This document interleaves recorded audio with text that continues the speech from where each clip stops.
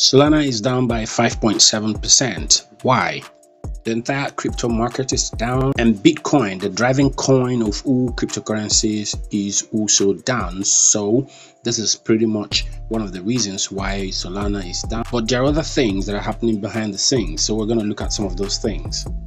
One of the reasons right now is because Raydium, one of the largest DeFi on Solana, has been hacked.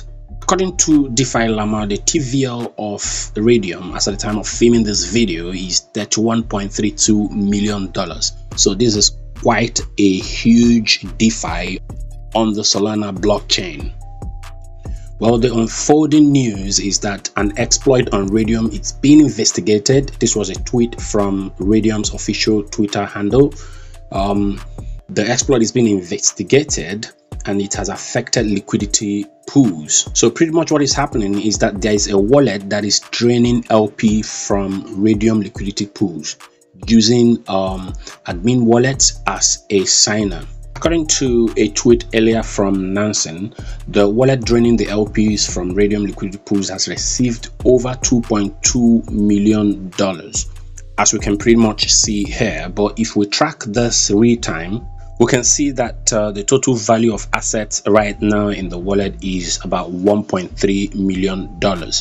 Of course, we still remember that the collapse of the FTX exchange had a great impact on the Solana ecosystem, because it was revealed that the private keys to Solana decentralized exchange and liquidity provider Serum were also housed on the exchange. So Solana is having a lot of trouble right now trying to recover from the FTX exchange, and now you have this hack on one of its largest DeFis. Following the hack, Raydium's native token Ray took a hit, losing over 10% in a matter of minutes. But as at the time of filming, pretty much looks like it's bouncing back right now, up by 1.22%, trading at 0.1639. So Solana is actually a very good project, in my opinion.